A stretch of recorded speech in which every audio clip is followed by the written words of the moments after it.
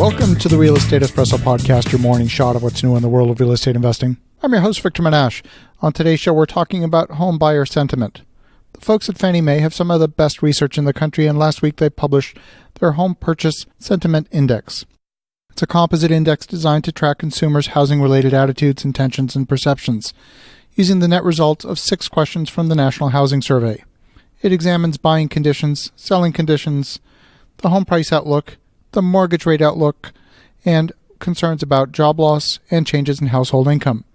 The index increased 2.7 points in November to 91.5%, reversing the decline from last month and reapproaching the survey high set in August. 3 of the 6 survey components increased month over month, including large increases in the percentage of Americans who believe it's a good time to buy and that home prices will go up over the next 12 months. Fully 86% of the folks in the market are not concerned about job loss, and only 14% are. 28% believe that their household income is going to be significantly higher, and only 10% see a downward trend in household income. The data guessed correctly that the Federal Reserve would not change interest rates, and that's exactly what they did. The Fed this week signaled that rates would remain steady for some time to come. The analysis mirrors what I'm seeing firsthand in several markets. We're seeing price increases at the entry level of the market, and the lower interest rates are creating conditions that enable first-time buyers to bid up the price at the entry level. There's an acute shortage of housing at the entry level, and many first-time home buyers fear being frozen out of the market altogether. This is creating frothy conditions at the affordable end of the market, even if prices at the top of the market are flat or in some cases slightly down. So what does this mean for real estate investors?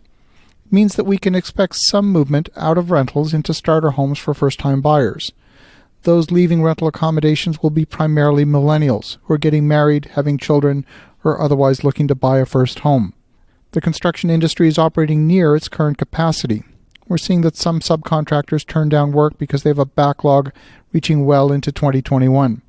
The high cost of labor is translating into higher cost for construction. That means rising prices.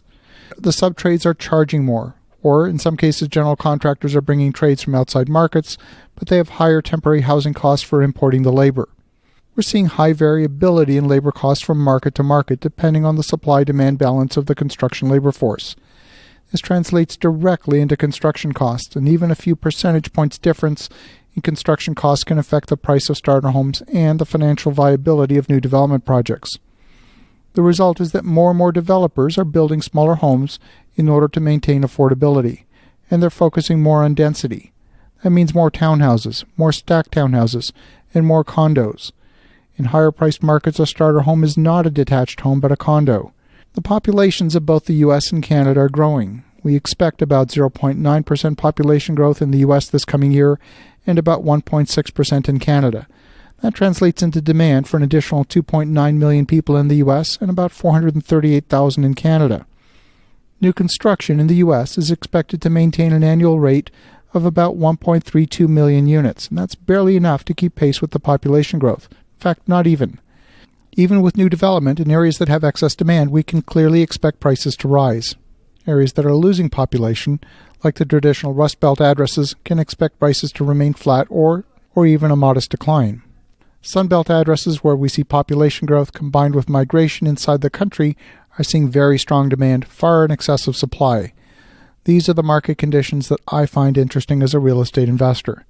The same short list of markets keep coming up over and over again. That includes Nashville, Atlanta, Dallas, Houston, Charlotte, Raleigh-Durham, Austin, Orlando, just to name a few.